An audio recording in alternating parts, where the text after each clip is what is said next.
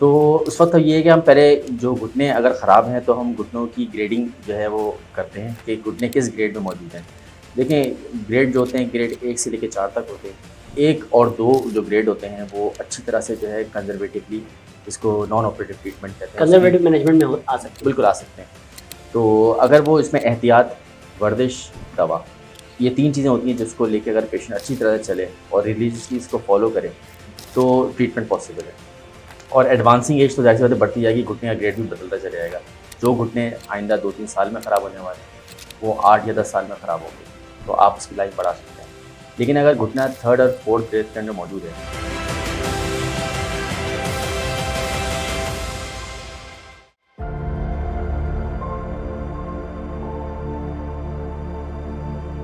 अस्सलाम वालेकुम। चैनल 99 पर प्रोग्राम है हेल्थ इज लाइफ और मैं हूं यासिर अब्बास। जी तो दोस्तों, कैसे हैं आप? उम्मीद करता हूं कि जहां कहीं भी होंगे बखैर आफियत होंगे और साथ ही साथ अपनी जिंदगी भरपूर अंदाज से गुजार रहे होंगे। नाज़रीन, आज हमने जिस मौजू का इंतखाब किया है वो इंतहाई अहम है, क्योंकि आज हम बात करेंगे कि बढ़ती उम्र के साथ साथ जोड़ों और पट्ठों में होने वाले मसाइल और उनसे बचाव की तदबीरें। और इस मौजू पर गुफ्तगू के लिए आज हमने मदऊ किया है हमारे बहुत ही खास मेहमान doctor Usama bin Zia, assistant professor, consultant orthopaedic surgeon, Darussehat hospital Karachi. तो आइए दोस्तों, इनसे बात करते हैं।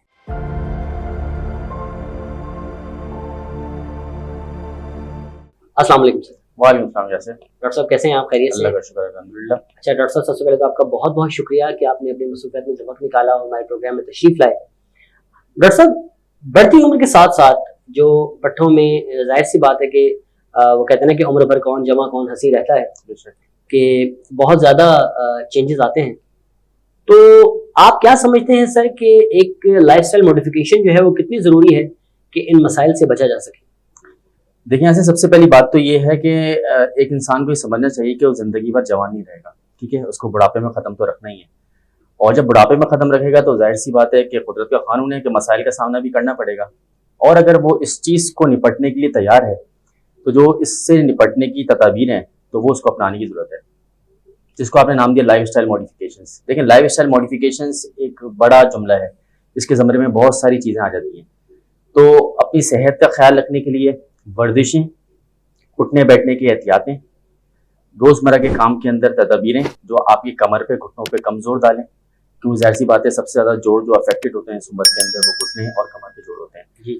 तो वर्जिशों के साथ साथ रोज़मर्रा के कामों में एहतियात, ठीक है? अब ये समझना चाहिए कि मैं 25 साल या 30 साल का लड़का या लड़की नहीं हूँ, अब मैं 60 के ज़मरे में आ चुका हूँ, तो उसी हिसाब से आपको अपनी तैयारियाँ भी उसी हिसाब से करनी पड़ती है। तो अगर आप वर्जिशें करेंगे, एहतियात करेंगे काम काज के अंदर, ठीक है, उठने बैठने में जो है वो एहतियात का जो है वो दामन नहीं छोड़ेंगे, और साथ में जो जाहिर सी बात है कुछ मेडिकेशंस जो आपकी बोन स्टैंडिंग मेडिकेशंस होती हैं वो लेंगे, तो मेरे ख्याल में जो ये लाइफस्टाइल मॉडिफिकेशन का जुमला है वो इसमें प्रॉपर्ली फिट इन हो सकेगा। ठीक। अच्छा, तो डॉक्टर साहब, क्या ऐसा मुमकिन नहीं है कि अगर शुरू से ही यानी बचपन से ही अगर हम बच्चों को अच्छी जिसको बोलते हैं कि वर्जिशों की या अच्छी आदतों की जानिब लेकर आएँ तो आगे चलकर उनके लिए कितना फ़ायदेमंद हो सकता है? देखिए, बिल्कुल हो सकता है। देखिए, मैं और आप जिस एरा के हैं तो उसमें अब ये देखा जाए तो हम लोग एक खेलने के जुनून की हद तक शौक था। फिजिकल एक्टिविटीज़ की बात कर रहा हूँ आपसे। क्रिकेट के हवाले से हो, कोई और स्पोर्ट्स के हवाले से हो, फुटबॉल के हो, तो हमारा बेशतर हिस्सा जो है फिजिकल एक्टिविटीज़ में गुजरता था। अब जो जनरेशन हमारे पास आ रही है या जो हमारे सामने है, हमारे बच्चों की सूरत में या उनके बच्चे जब आएँगे, तो हम वो फिजिकल एक्टिविटीज़ को बहुत कम होता हुआ देख रहे हैं। बिल्कुल ऐसे ही। तो वो कम फिजिकल एक्टिविटीज़ और जो है गैजेट्स से लगाव, इस चीज़ को बहुत ज़्यादा जो है मनफी असरात जो है वो हमारे सोसाइटी के अंदर मुरतब हो रहे हैं। अच्छा डॉक्टर साहब, आपसे ये पूछना चाहेंगे कि चलिए बच्चे तो एक तरफ रहे, जो बच्चों के मुतालिक आपने बात बताई, कई बड़े भी ऐसे हैं जो इन चीज़ों से जी चुराते हैं, तो उनके हवाले से आप क्या कहना चाहेंगे? नहीं, आप बिल्कुल ठीक कह रहे हैं। ज़ाहिर-सी बात है कि बहुत सारे बड़े होते हैं जिनको देसी घी या फिर देसी आइटम्स खाते वक़्त या देसी मुर्गी के अंडे जो होते हैं, वो खाते हुए कराहियत सी महसूस होती है कि इसमें स्मेल आती है या कोई सर्टेन इसके अंदर कोई ऐसी चीज़ है जो उनके हलक से नीचे नहीं उतरती या उनको खाना पसंद नहीं है। तो उनके हवाले से मैं ये बात करूँगा कि अगर उनको ये चीज़ें पसंद नहीं हैं, तो उसके अलावा भी डेयरी प्रोडक्ट्स की फ़ॉर्म में कुछ ऐसे सप्लीमेंट्स मार्केट में अवेलेबल हैं जो वो ले सकते हैं, जिससे इनकी कैलोरिक रिक्वायरमेंट्स जो बेसिकली इस उम्र में चाहिए होती हैं वो पूरी हो जाती हैं। चाहे वो कैल्शियम के हवाले से हो, विटामिन डी के हवाले से हो या माइक्रो न्यूट्रिएंट्स के हवाले से हो, माइक्रो एलिमेंट्स के हवाले से हो, तो वो तमाम जो चीज़ें हैं वो उसके अंदर सप्लीमेंट में मौजूद होती हैं। और जहाँ तक बात रही कि और भी देसी चीज़ें, जैसे आपने कहा कि देसी पराठे हैं और चीज़ वगैरह के आइटम्स हैं, तो मैं वैसे इस चीज़ को कंडेम करूँगा कि आफ्टर 40 इयर्स इसका इंटेक वैसे भी कम कर देना चाहिए, क्योंकि जो हमारी बॉडी के अंदर कोलेस्ट्रॉल की, ट्राइग्लिसराइड की जो एक्यूमुलेशन होती है और फिर शरीयानों में जो बंदिशें पैदा होती हैं, दिल की रगों के अंदर जो आपको नुकसान पहुँचता है, तो फिर उसका कोई रिवर्सिबल जो है वो है नहीं। वो एक सर्टेन डैमेज होता है जो आपको किसी बॉडी की, मतलब बॉडी के किसी ना किसी एज में आपको भुगतना पड़ता है। तो जिस चीज़ की जो है रिक्वायरमेंट बॉडी के अंदर, कैलोरी की जो एज के साथ रिकमेंड करती हैं किताबें भी, रिसर्चेस भी, तो वो लीजिए, और जो कंडेम करती हैं उसको ना लीजिए। ठीक। अच्छा डॉक्टर साहब, आपसे ये पूछना चाहूँगा कि नॉर्मली लोग जो हैं वो एक्सरसाइज ही तब शुरू करते हैं जब उन्हें रिकमेंड कर दी जाए कि जनाब अब आपके घुटने जो हैं वो इस कदर नर्म हो चुके हैं कि अब आप एक्सरसाइज जो है वो शुरू कर दें। तो आप क्या समझते हैं डॉक्टर साहब कि ये अपने आप के साथ कितनी बड़ी ज्यादती है? बिल्कुल यासिर, आप सही कह रहे हैं कि ये तो अपने साथ ज्यादती है ही, लेकिन जाहिर सी बात है कि जब ये चीज़ें इंसान को ज़्यादा बॉदर करना शुरू करती हैं तो तभी इंसान जो है आउट पेशेंट डिपार्टमेंट के अंदर प्रेजेंट करता है। तो उस वक्त ये है कि हम पहले जो घुटने अगर ख़राब हैं तो हम घुटनों की ग्रेडिंग जो है वो करते हैं कि घुटने किस ग्रेड में मौजूद हैं। देखें, ग्रेड जो होते हैं, ग्रेड 1 से लेकर 4 तक होते हैं। 1 और 2 जो ग्रेड होते हैं वो अच्छी तरह से जो है कंजर्वेटिवली, इसको नॉन ऑपरेटिव ट्रीटमेंट कहते हैं, कंजर्वेटिव मैनेजमेंट में आ सकते हैं। बिल्कुल आ सकते हैं। तो अगर वो इसमें एहतियात, वर्जिश, दवा, ये 3 चीज़ें होती हैं जिसको लेके अगर पेशेंट अच्छी तरह से चले और रिलीजियसली इसको फॉलो करे तो ट्रीटमेंट पॉसिबल है। और एडवांसिंग एज तो जाहिर सी बात है बढ़ती जाएगी, घुटने का ग्रेड भी बदलता चले जाएगा। जो घुटने आइंदा 2-3 साल में ख़राब होने वाले हैं वो 8 या 10 साल में ख़राब होंगे, तो आप उसकी लाइफ बढ़ा सकते हैं। लेकिन अगर घुटना 3rd और 4th ग्रेड के अंदर मौजूद है तो बहुत मरतबा ऐसा होता है कि कंजर्वेटिव ट्रीटमेंट जो है वो फ़ायदा नहीं देती। तो ऐसी सूरत हाल के अंदर आपको जो है वो फिर ऑपरेटिव इंटरवेंशन की तरफ, या इंट्रा आर्टिकुलर इंजेक्शंस भी अब आ चुके हैं, या स्टेम सेल थेरेपी है, उस तरफ भी हमें जाना पड़ जाता है। तो ये है कि जब ग्रेडिंग हो जाती है उसी हिसाब से हम पेशेंट को बताते हैं कि अब आपकी ग्रेडिंग ये है, अब आपने ये करना है, या ये पॉसिबिलिटीज़ हो सकती हैं। और फिर पेशेंट के IQ लेवल पे, और फिर पेशेंट के अपनी जो उनकी फैमिली इश्यूज़ हैं, या फैमिली के अंदर या सराउंडिंग के अंदर जो चीज़ें हैं, उनको देखते हुए आपने बहुत मरतबा फैसले करने होते हैं। आप हर मरीज़ को एक ही ट्रीटमेंट पे नहीं फॉलो करवा सकते जो बुकिश ट्रीटमेंट है, तो आपको पेशेंट के सर्कमस्टांसेस को भी जानना होता है, और उसी हिसाब से एक ट्रीटमेंट प्लान जो है वो पेशेंट को सामने फिट इन करना पड़ता है। ठीक। अच्छा, तो डॉक्टर साहब मिसाल के तौर पर अगर एक पेशेंट ऐसा है कि उनका वज़न भी बहुत ज़्यादा है लेकिन वो इंसिस्ट कर रहे हैं कि नहीं जी आप हमारे घुटने चेंज कर दें अगर ख़राब है, तो आप ऐसे केसेस को कैसे फेस करते हैं अपनी क्लिनिकल प्रैक्टिस में? देखिए, मेरा इसमें जो है थोड़ा मौक़िफ़, थोड़ा शायद किसी को चेंज लगे, या फिर जो है कोई बहुत सारे लोग इसमें मेरी तायद भी करें। एक ओबीस पेशेंट के अंदर जिसका जो है BMI ज़्यादा है, मैं उसके अंदर उसको कंजर्वेटिव ट्रीटमेंट की तरफ नहीं जाता, मैं उसको ऑपरेटिव इंटरवेंशन की तरफ जाता हूँ। और ऑपरेटिव इंटरवेंशन में जाने का मकसद ये है कि देखिए, एक मोटा पेशेंट, इससे चला नहीं जा रहा, घुटने 3rd एंड 4th ग्रेड में आ चुके हैं, ठीक है, और उसके लिए ज़िंदगी भर के जो चलना फिरना, सीढ़ियाँ उतरना करना, मतलब डेली कोर्स जो है इसके वो बहुत ज़्यादा इफेक्ट हो रहे हैं। तो फिर मैं इसको रिकमेंड ही करूँगा कि आप इस मोटापे के अंदर ना तो चल सकते हैं, ठीक है, ना प्रॉपर्ली जो है ज़्यादा कितनी मेडिकेशंस लेंगे। मेडिकेशन लेंगे, जिगर, मैदा, गुर्दा आप ही का है ना, ख़राब आप ही का होगा। तो जब अगर आप पेशेंट को वॉक सजेस्ट करेंगे, वॉक उससे होगी नहीं, वो पेशेंट और ज़्यादा जो है वो डेट्यूरेट होता जाएगा, बहुत फिजिकली, साइकोलॉजिकली और हेल्थ वाइज भी, और वजन और बढ़ता चला जाएगा, ठीक है। तो जब तक उसकी नी रिप्लेसमेंट नहीं होगी, जब तक उसकी गाड़ी के टायर तब्दील नहीं होंगे, ठीक है, तो चलेगा कैसे? और जब चलेगा, वॉक स्टार्ट करेगा, तो वर्जिशें भी बहुत आसानी कर सकेगा, सही है, और आपको दवाएं देगा। तो नी रिप्लेसमेंट मेरे ख्याल में ओबीस पेशेंट के अंदर which are in the category of grade 3 and 4, ठीक है, तो एक सर्जन को ये सोचना चाहिए और रिकमेंड करना चाहिए कि they should go for knee replacement. ठीक। अच्छा, तो डॉक्टर साहब ख़ास तौर पर अगर जैसे हमने शुरू में बात की गैजेट्स के हवाले से, या फिर उमूमी तौर पर हम देखते हैं कि आजकल कुछ गेम्स ऐसी आ गई हैं कि जो बच्चे, तो बच्चे, खैर मैं इसलिए बड़ों का भी नाम ले रहा हूँ क्योंकि मैं खुद भी यानी शाहिद हूँ इस बात का कि मैंने बहुत ज़्यादा देखा है ऐसे बड़ों को भी कि जो उन गेम्स को न सिर्फ खेलते हैं बल्कि बच्चों को मसरूफ़ करने का उनके पास एक अच्छा बहाना भी है, ऐसे एतबार से कि यार बच्चे बिजी हमें तंग नहीं कर रहे, सो दैट वी आर मतलब हम आज़ाद हैं। सही। आप क्या समझते हैं सर कि ये बच्चों के साथ कितना बड़ा जुल्म है और आगे जाकर इनको क्या क्या कुछ फेस करना पड़ सकता है? देखिए, यहाँ से जिस तरह ग्लोबलाइजेशन होती आ रही है ना, ऑल ओवर द वर्ल्ड। तो इसके अंदर हम जो है एक रेक्टेंगल फ्रेम के अंदर बंद होते जा रहे हैं। बिल्कुल ठीक है, वो रेक्टेंगल फ्रेम मोबाइल भी है, वो रेक्टेंगल फ्रेम टीवी भी है।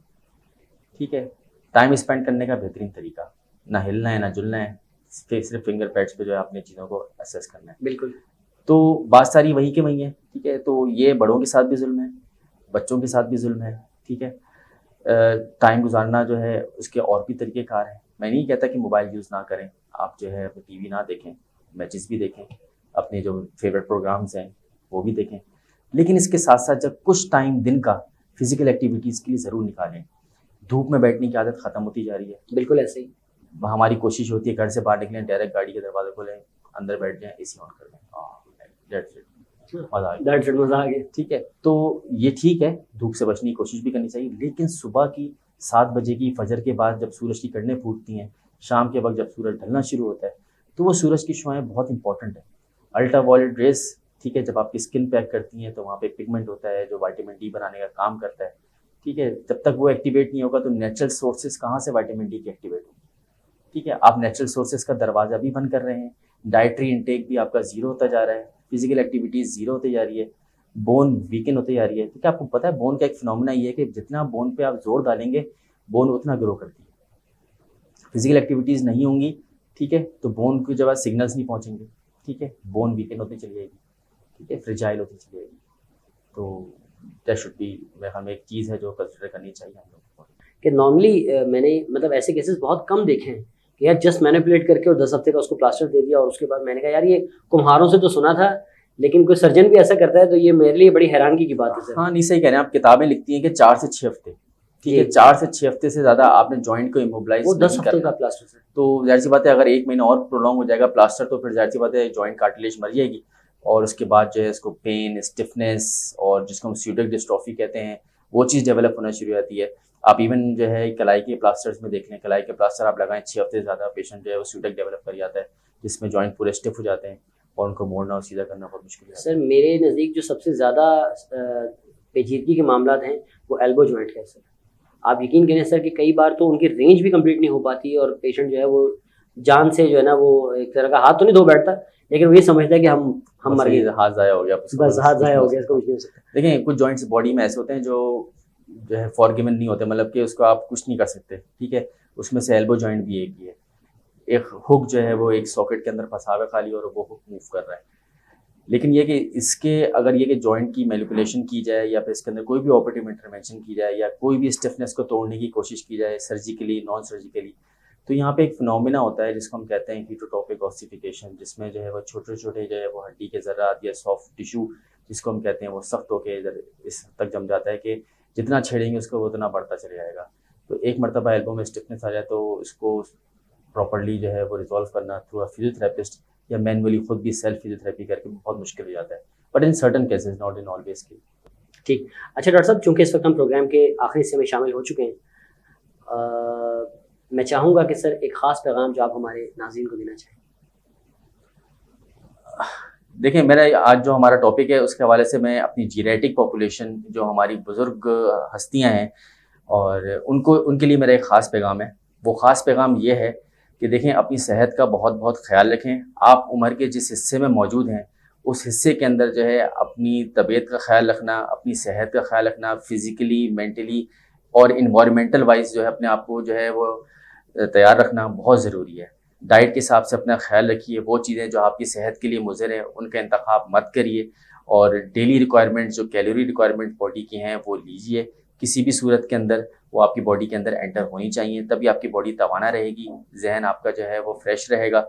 और इसके हवाले से फ़िज़िकल एक्टिविटीज़ भी जो है बहुत ज़रूरी हैं। फ़िज़िकल एक्टिविटीज़ के अंदर सबसे इम्पॉर्टेंट चीज़ जो है वो एक्सरसाइजेज़ हैं, जो आपने डेली की बुनियाद पे करनी ज़रूरी हैं। अपर लिम्ब, ऊपर के जो आपके जो पट्टे हैं, जोड़ हैं उनकी, और लोअर लिम्ब मतलब जो नीचे टांगों के जो आपके पट्टे जोड़ हैं उनकी वर्जिश बहुत ज़रूरी है।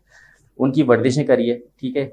और आपको ये बात भी बताता चलूँगा, 60 साल के बाद कोशिश ये करें कि ज़मीन पे बैठने से गुरेज करें। ज़मीन पे जितना बैठेंगे उठेंगे कमर पे और घुटनों पे बहुत ज़्यादा ज़ोर पड़ता है, तो वो चीज़ें ना करें।